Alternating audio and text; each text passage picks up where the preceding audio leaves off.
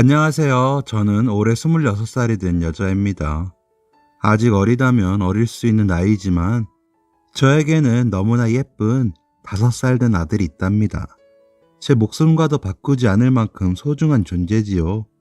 그런데 바로 제 아들 때문에 제가 한순간에 나락에 떨어졌다면 여러분은 믿어지실까요? 저는 고아였습니다. 저를 20살 때까지 키워주신 고아원 원장님 말씀으로는 12월에 어느 추운 겨울, 제가 고아원 대문 앞에 놓여 있었다 하더군요. 그날은 유독 추웠다고 합니다. 그런데 저는 그저 얇은 포대기에 감싸여 이름을 적은 쪽지 하나 없이 그렇게 버려졌다고 합니다. 너무 아기였을 때라 부모님에게 버림받는 순간이 기억에 없는 것이 오히려 다행인 걸까? 어렸을 때는 그런 생각을 했었습니다. 초등학생 때 갑작스럽게 비가 내리는 날이면 다른 친구들은 엄마가 데리러 오는데 저는 그 비를 다 맞고 고아원으로 돌아와야 했을 때 또래 친구들에게 고아래요 고아래요 얼레리 꼴레리 놀림을 받았을 때 참 견디기 힘들 만큼 부모님이 보고 싶었습니다. 우습지요. 얼굴도 모르는 부모님이 보고 싶다니. 언젠가 부모님을 찾고 싶다는 부질없는 소원을 제가 버려진 12월 크리스마스마다 빌곤 했었습니다. 지금은 제 가정을 이루어 얼굴조차 모르는 부모님을 그렇게 자주 생각하진 않지만 어른이 된 지금도 제 손발은 유달리 찹니다. 12월이면 유난히 더 그런 것 같기도 하고요. 그래서 그랬을까요? 저는 유난히 찬 제 손을 따뜻하게 잡아준 남자를 만나 사랑에 빠지게 되었습니다. 저는 고등학교를 졸업한 뒤 얼마 지나지 않아서 고아원을 나와 독립을 해야 했습니다. 원래도 제게는 보호자 따위 없었지만 그래도 그 작은 울타리마저 사라지고 나자 살 길이 막막하더군요. 나라에서 주는 보조금으로는 작은 옥탑방을 얻는 것이 고작이었습니다. 그러고 나자 당장의 생활비가 필요했습니다. 우연히 동네에 있는 패스트푸드점에서 계산원 아르바이트를 뽑는다는 공고를 보게 되었고 그렇게 저는 사회생활을 시작하게 되었습니다. 그런데 이 일도 결코 녹록지는 않았습니다. 방금 전 햄버거 세트를 포장해 주문해 가셨던 40대 되어 보이는 여자 손님이 다시 가게로 들어오시더니 아가씨, 나는 치킨 세트를 주문했는데 이거 치즈버거잖아. 주문을 잘못 받으면 어떻게 해? 바꿔줘. 라고 하시는 거였습니다. 아, 손님, 아까 치즈버거 세트 하나라고 하셨어요. 저는 웃으며 대답했죠. 그런데 그 손님은 안색을 붉히더니 고래고래 소리를 지르기 시작하였습니다. 아니, 꼴랑 5,000원도 안 되는 햄버거 하나 팔아먹으면서 말이야. 응? 주문도 제대로 못 받아놓고 누구한테 잘못을 덮어씌우고 있어? 야, 너 내가 햄버거나 시켜 먹는다고 만만해 보이니? 이게 겨우 아르바이트 주제에 누구를 가르치려 들어? 내가 누군지 알아? 여기 사장 어디 있어? 사장 나오라 그래? 손님 진정하세요. 제가 손님을 가르치려고 그런 게 아니라 저는 정말로 치즈버거 세트라고 들었거든요. 이게 그래도 끝까지? 야, 너 공부 못해서 겨우 패스트푸드점에서 알바나 하고 있는 주제에 말이야. 어른한테 눈 똑바로 뜨고 대들라고 누가 가르쳤어? 너네 부모야? 아주 싹수가 노랗구만. 너 같은 것들 뻔하지. 후레자식 같은 것들. 정말 다른 거 다 참겠는데 20년 인생을 살아도 부모님에 관한 이야기만큼은 정말이지 견딜 수가 없더군요. 이 나이 먹도록 산전수전 다 겪은 저인데도 불구하고 어찌할 바를 몰라 눈물이 고이는데 생각지도 못한 도움의 손길을 받게 되었습니다. 아주머니, 거참 듣자 하니까 말씀이 지나치시네요. 넌 또 뭐야, 거렁뱅이 같은 게 뭔데 참견이야? 저요? 저 여기 단골이요. 가만 들어보니까 꼴랑 5,000원도 안 하는 햄버거라면서요. 꼴랑 5,000원도 안 되는 일에 이렇게 언성을 높여요? 꼴랑 5,000원도 없으신가 봐. 뭐라고? 참 기가 막혀서 내가 똥이 더러워서 피하고 말지.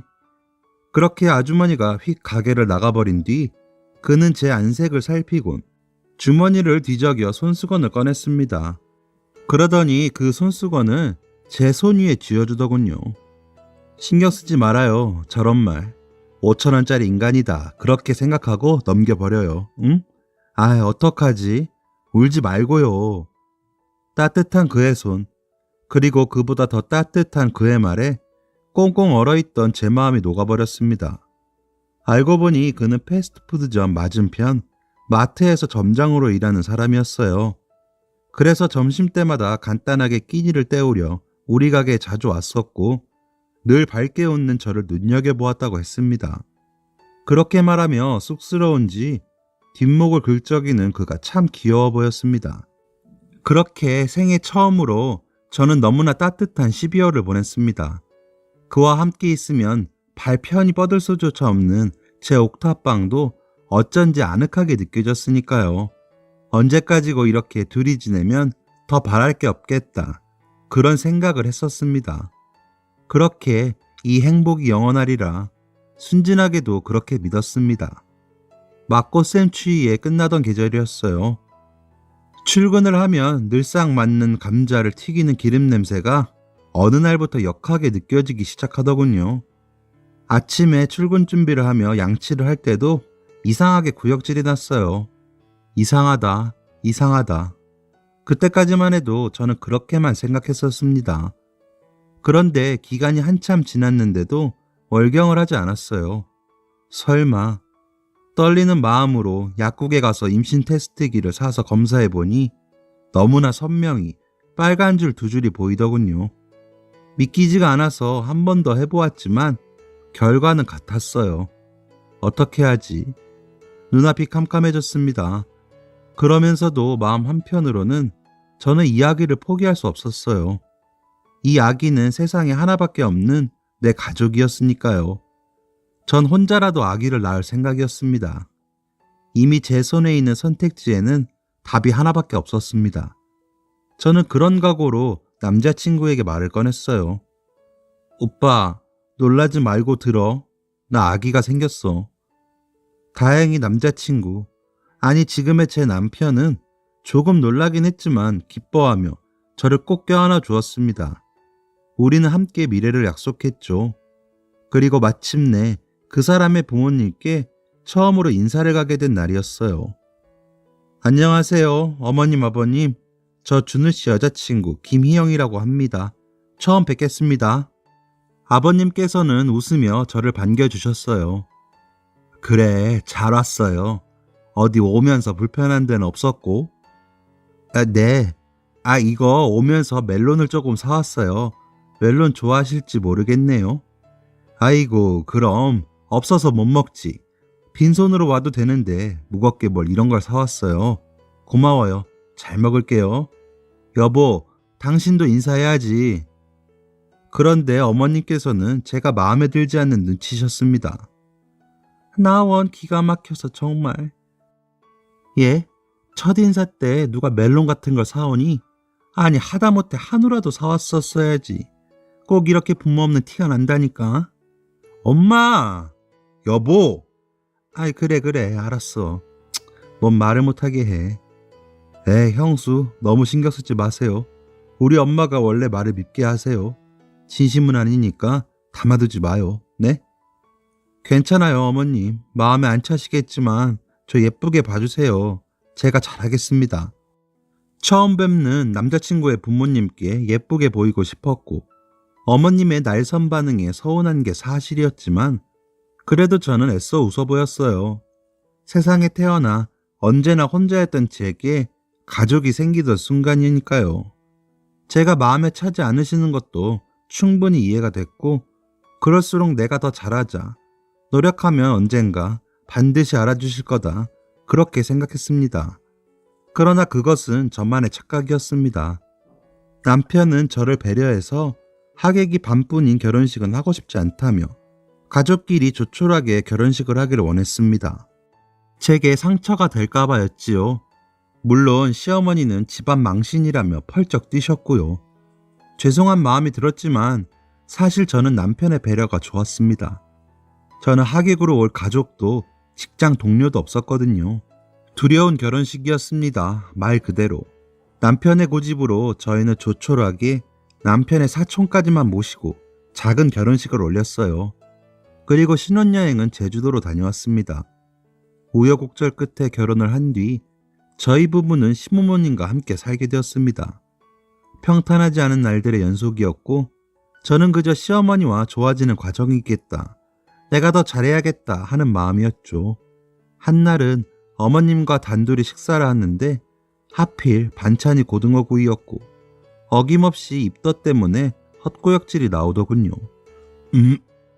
얘 너는 밥상머리 앞에서 아유 참 임신한 게 유세니? 응?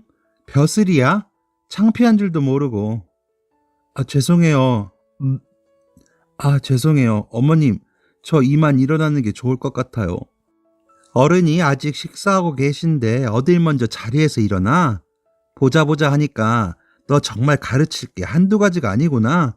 이래서 밥상머리 교육이 중요하다는 건데. 하는 수 없이 저는 입덧을 참아가며 어머님께서 식사를 마치실 때까지 자리를 지켜야 했습니다. 또 한 번은 제가 신혼여행 때 입었던 실크 드레스를 세탁기에 돌려서 못쓰게 만드신 적도 있었어요. 어머, 이거 실크였니? 아니, 나는 네 옷 빨아주려고 그랬던 건데 미안하게 됐다, 얘.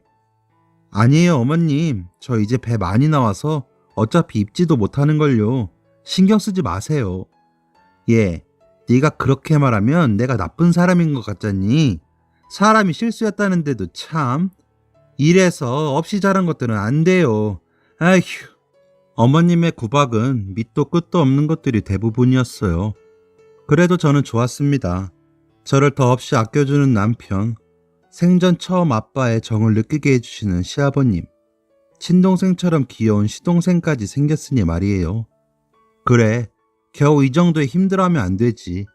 지금까지 더한 서러움도 많이 겪었는걸. 어머님께도 시간이 조금 필요한 걸 거야. 저는 나쁜 기억들은 애써 털어내려 노력했습니다. 그렇게 시간이 흘러 마침내 제 보물 라온이가 태어났습니다. 세상의 기쁨과 행복만 가득 느끼라고 남편이 지은 이름이었어요. 라온아, 아이고 이놈 보기에 내가 자기 할애비인 줄 아는 모양이다. 응? 까꿍? 아우와 귀여워. 이렇게 귀여운 애기가 어떻게 형 애기냐? 형 안 닮아서 다행이다. 형은 이게 다 형수님 덕인 줄 알아. 그럼 이게 다 우리 희영이 덕이지. 어이구 이쁜 내 새끼. 라온아 아빠야. 아빠. 옳지. 아빠 해봐. 어디 애가 희영이를 닮기는 뭘 닮아. 딱 봐도 지 애비 판박이구만. 승우, 너 어디 가서 쓸데없는 소리 하지 말어. 어머님은 손자가 저를 닮았다는 말조차 탐탁치 않아 하셨어요. 이날 이후에도 아기를 보러 오신 친척분들 중 누구라도 라온이가 절 닮았다는 말씀을 하시면 대번에 역정을 내시며 부정하시곤 하셨습니다. 아이고, 준호 아들이 아주 엄마를 꼭 닮았네. 너 엄마 닮아서 아주 예쁘구나. 고모는 참, 얘가 어딜 봐서 지 엄마를 닮았어요. 지 엄마 닮으면 안 되지. 저 얼굴에 어디 복이 붙어 있다고 큰일 날 소리. 어이구 이 사람 참 무슨 말을 그렇게 해 사람 듣는데. 아니 내가 무슨 없는 말 했나? 얘 너 기분 나쁘냐? 아니에요 어머님. 저도 라온이가 준우씨 닮은 게 좋아요. 너 행여라도 네 팔자 안 닮게 라온이 옆에 너무 붙어있지 말거라. 가족들이 출근하고 나면 어머님께서는 더 모진 말로 제 가슴을 후벼 파시곤 했습니다. 그래도 라온이가 방긋하고 한 번만 웃어줘도 저는 금방 잊어버리고 행복을 만끽했어요. 준우 아빠가 없었으면 이런 행복은 상상조차 할 수 없는 일이겠지. 그렇게 생각하면 준우 씨를 낳아주신 어머님은 제게 마냥 고마우신 분이었습니다. 그러던 어느 날 아직 퇴근할 시간이 아닌데 남편이 축 처진 어깨를 하고 집으로 돌아왔습니다. 어머 여보, 이 시간에 어쩐 일이에요? 여보, 잠깐 앉아봐. 어머니도 같이 들으세요. 남편은 한참을 머뭇거리더니 자신이 일하던 마트에서 해고되었다는 말을 꺼내놓았습니다. 남편의 마트 바로 옆에 대기업 대형마트가 들어섰기 때문에 경영이 악화되었다는 이유였어요. 자기 잘못도 아닌데 의기소침해하는 남편을 보고 저는 가슴이 너무 아팠습니다. 저는 남편을 다독거리며 여보 괜찮아. 우리 아직 젊은데 나도 벌면 되고 기죽지 마요. 그렇게 애써 웃어 보였습니다. 사실은 당장 아기 분유값이며 기저귀 값이 걱정되긴 했지만 그래도 이 사람과 함께라면 저는 무슨 일이든 할 수 있었습니다.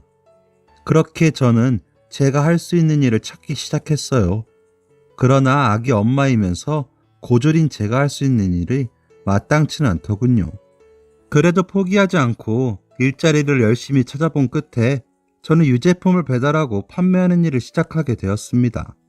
새벽부터 나가서 정기 배송을 받는 집집마다 유제품을 돌리고 오후에는 유제품 판매카를 타고 길에 서서 지나가는 사람들에게 제품을 판매했죠. 거의 하루 종일을 여름에는 땡볕에서 겨울에는 얼음장에서 일하느라 너무 힘들었지만 내 가족을 위해 저는 꿋꿋하게 참았습니다. 자연히 라온이는 어머님께서 맡아서 키워주시게 되셨죠. 그렇게 3년이라는 시간이 지나고 어느덧 라온이는 4살이 되었습니다. 그날은 일주일에 한 번밖에 없는 저의 휴일이었는데 저는 쉬는 날만이라도 아이와 온전히 함께 있어주고 싶어서 아이가 제일 좋아하는 장난감을 꺼내서 함께 가지고 놀아주고 있었습니다. 그런데 장난감 로봇의 팔이 갑자기 뚝 하고 분리되어 버렸습니다. 아들이 태어났을 때부터 가지고 놀던 장난감이니 망가질 때도 되었지 하고 버리려는데 아들이 이런 말을 하더군요. 망가져 버렸다. 엄마, 이 로봇은 불량품이야? 불량품인 거지? 저는 별 생각 없이 장난감을 쓰레기통에 버리면서 아니야, 그냥 장난감이 오래되어서 그래. 올해 우리 라온이가 4살이니까 장난감도 벌써 4살이나 된 거거든. 그래서 그런 거야. 원래 물건을 오래 쓰다 보면 망가지기도 하고 고장나기도 하는 거야. 라고 답해 주었습니다. 지금 생각해보면 아직 유치원도 다니지 않는 4살짜리 아이가 불량품이라는 말을 어디서 배웠을까 생각해봤어야 했는데 그때는 그저 그러려니 하고 넘어갔어요. 이상한 일은 또 있었습니다. 그날은 아이와 같이 서점에 갔다가 구입한 외직 천자문책을 읽어주던 때였어요. 라온아, 이 한자는 뿌리 근이야. 봐봐, 이 글자의 생김새가 꼭 나무의 뿌리 같지? 나 이 말이 뭔지 알아. 뿌리, 근본, 맞지? 어머, 우리 라온이 그런 어려운 말을 어떻게 알아? 아하이, 그냥 알아. 이상함을 느꼈지만 엄마한테 칭찬을 받은 줄 알고 기뻐하는 라온이를 보면서 저는 더 이상 물어보진 않았습니다. 또 어느 날은 유제품 판매원 옷을 입고 출근하는 제 뒤에 대고 이렇게 이야기하더군요. 엄마, 아이 창피. 응? 라온아, 그게 무슨 말이야? 창피? 엄마, 불량품은 창피한 거래. 저는 혹시 판매원 옷이 낡아서 그런 건가? 영문을 모른 채로 일단 급한 대로 출근을 했습니다. 아니 땐 굴뚝에 연기가 날 리 없는 건데 아니랬던 거죠. 그러던 어느 날 남편 동생이 결혼할 여자친구를 인사시킨다며 집에 데려왔습니다. 어머, 너무 반가워요. 저는 승우씨 형수 되는 사람이에요.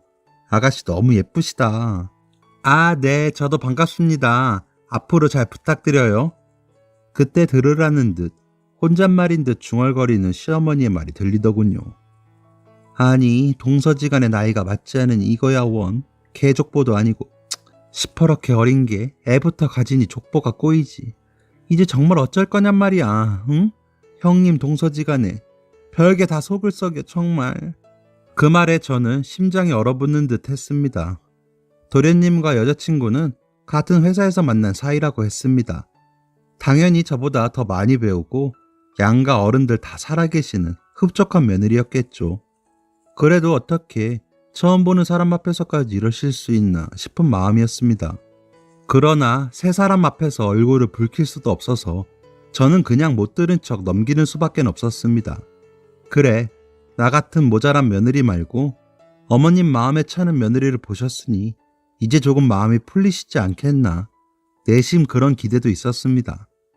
그렇게 시간을 빠르게 흘러 이윽고 시동생이 결혼을 하는 날이었습니다. 빠듯한 살림이었지만 어머님께서는 둘째 아들 결혼식만큼은 뻗쳤던 망신살을 제대로 펴겠다면서 비싼 한복을 사 입길 고집하셨고, 저희 부부는 없는 형편을 쪼개서 어머님 기분을 맞춰드렸죠. 지금 생각해보면 그렇게라도 며느리로서 인정을 받고 싶었던 제 발버둥이었는지도 모르겠습니다.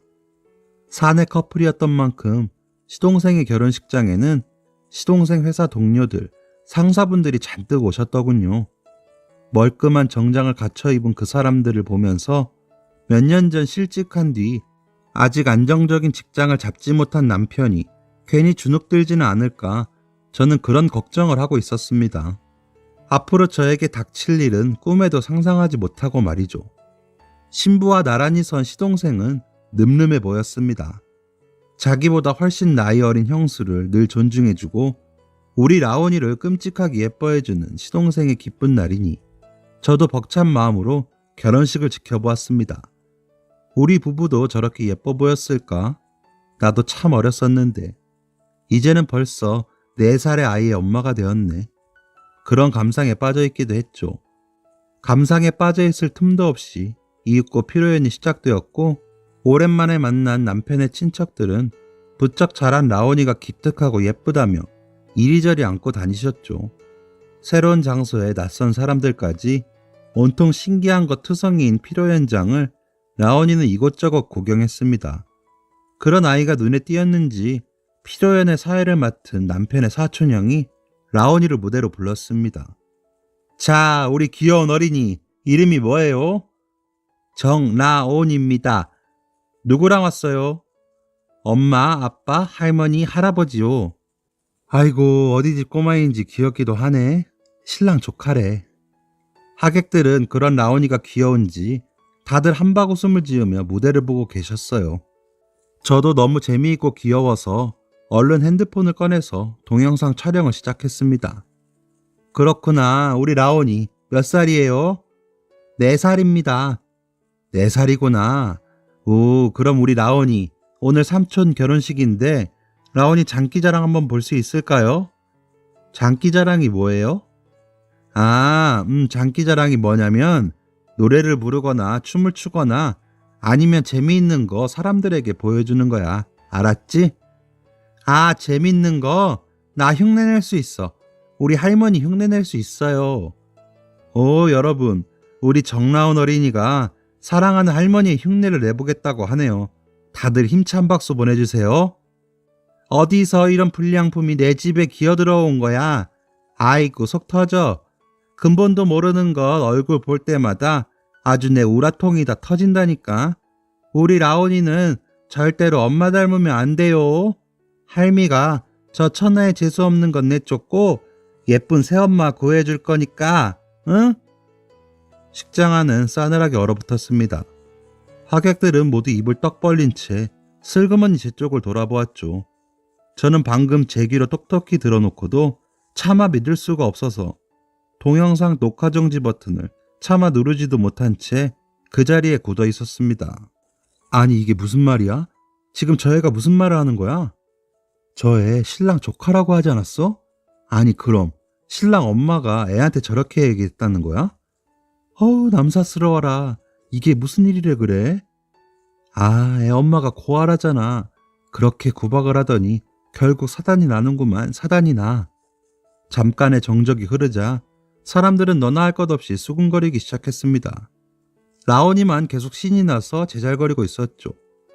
불량식품을 먹으면 배탈이 나요. 할미손은 약손, 새엄마도 약손, 우리 라온이 똥 빼. 저는 차마 더 듣고 있을 수가 없어서 피로연장을 뛰쳐나왔습니다. 여보, 형수님! 뒤에서 저를 부르는 소리가 들렸지만 저는 멈출 수가 없었어요. 하늘이 무너지는 기분이었습니다.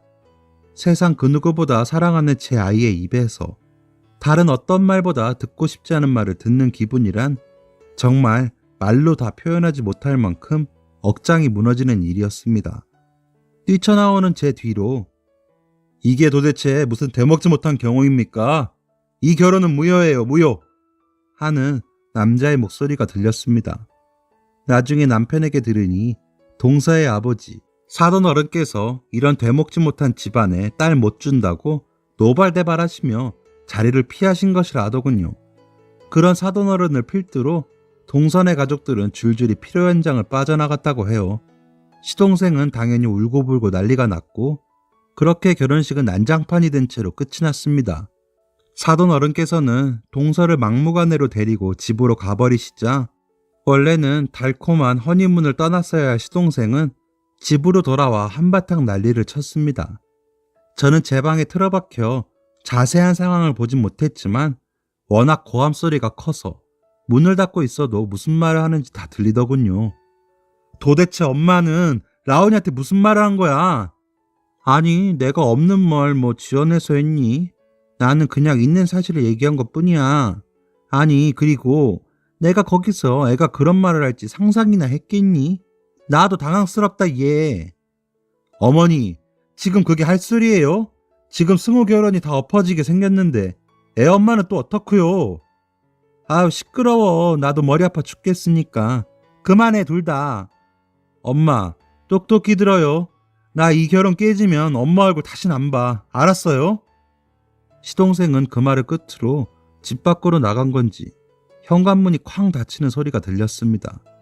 그렇게 숨막히는 며칠이 흘렀습니다. 저는 반쯤 정신이 나가서 방 안에만 틀어박혀 있었죠. 일이 이 지경이 됐는데도 어머님의 핍박은 멈추지 않더군요. 아니, 고아인 게 자랑이야? 몇 날 며칠을 저렇게 퍼질러 누워서 애초에 너만 아니었으면 일이 이 지경이 안 되는 거잖아. 네가 원인인데 뭐가 잘났다고. 당신 그만 못해요? 내가 뭘 그만해요? 지금 저거 시위하는 거야. 어디 시부모 모시고 사는 며느리가 며칠째 코빼기도 안 보이고 말이야. 이래서 근본 없는 것들은 받아주면 안 되는 건데. 당신 정말 반성이라고는 눈꽃만큼도 없는 거요? 반성?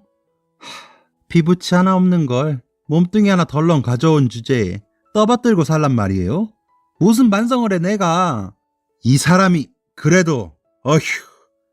날이 갈수록 어머님과 아버님의 다툼도 커져만 갔습니다. 아버님께서는 시금을 전폐한 시동생을 보다 못해 사돈댁에 연락을 하셨죠. 사돈댁에서는 상종 못할 시어머니가 있는 자리에 딸을 보낼 수는 없다면서 아이들을 이대로 갈라서게 하든지 아니면 시어머니와 이혼을 하든지 양당 간에 결단을 내리라고 통보했다고 합니다. 그리고 시어머니와 더 이상 한 지붕 아래 살 수 없는 것은 저 역시 마찬가지였습니다. 저는 이러다가는 정말 죽을 것만 같아서 남편에게 간단히 짐을 싸서 나가겠다고 이야기했습니다. 남편은 눈물을 흘리며 미안하다고, 나는 너 없이는 안 된다고, 나갈 거라면 함께 나가자고 이야기했습니다. 그렇게 저와 남편, 라온이까지 우리 세 식구는 분가르에서 지내고 있습니다. 물론 그 과정이 쉽진 않았습니다. 이삿짐이 나가는 날 시어머니는 제 짐들을 깨부수며 악다구니를 쓰고 있었습니다. 이 재수없는 계집애, 내가 너 처음 보는 날부터 이사단이 날 줄 진즉부터 알고 있었다. 네 얼굴에 재수없음이라고 써있거든. 응? 결국 이사단을 내지 네가. 오순도순 잘 살고 있던 우리 가족, 니년 하나 때문에 지금 이게 무슨 꼴이냔 말이야. 아이고, 하늘도 무심하시지. 내 귀한 아들 저 여우년이 깨어가네.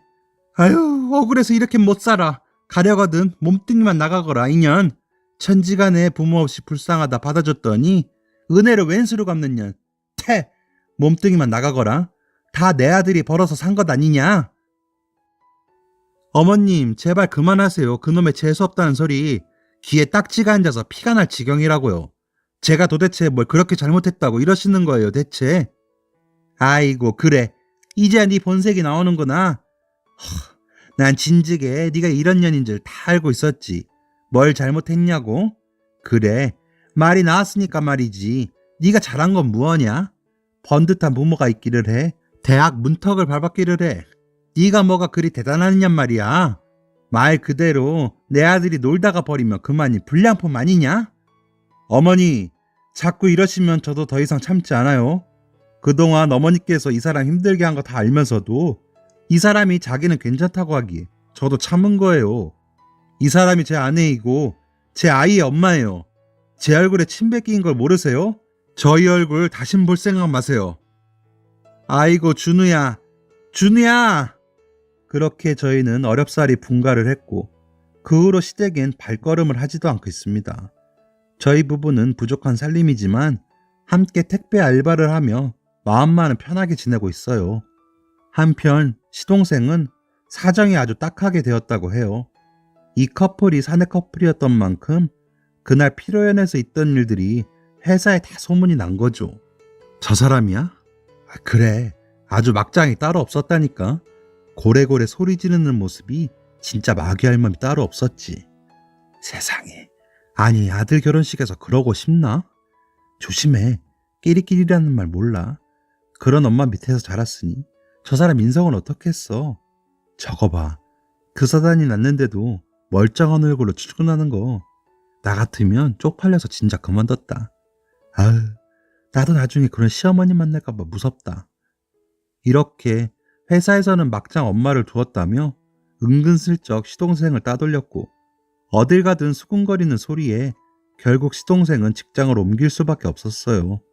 다행히 사돈댁에서는 서로 사랑하는 커플을 끝까지 갈라놓으실 수는 없었는지 시댁과 접촉하지 않는다는 조건으로 다시 결혼을 허락하셨고 그 후로 시동생은 우리 부부와는 왕래를 하지만 시어머님의 연락을 받지 않고 있다고 합니다.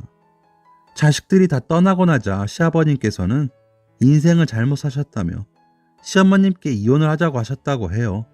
물론 시어머님은 무슨 말도 안 되는 소리냐며 고아계 집 하나가 잘못 들어와서 집안을 풍비박살냈다고 난리를 치셨고요. 하지만 두 분은 결국 이혼을 하시게 되었고 가끔씩 시아버지를 만나서 아버니와 함께 시간을 보내곤 하지만 먹고 사는 게 빠듯해서 즐거운 시간을 자주 가지지는 못합니다. 하지만 여유가 생기는 대로 시아버지께는 효도할 생각입니다. 지금도 저는 어머님의 서리빨 어린 눈길과 고함 소리가 귓가에 맴도는 듯 합니다. 언젠가 이 상처가 낫긴 할까요? 제 우울한 사연 들어주셔서 감사합니다. 여러분은 모두 행복하시길 빌겠습니다. 안녕히 계세요. 지금까지 사연 들어주셔서 감사합니다. 사연이 재밌으셨다면 구독과 좋아요를 눌러주세요. 감사합니다. 안녕히 계세요.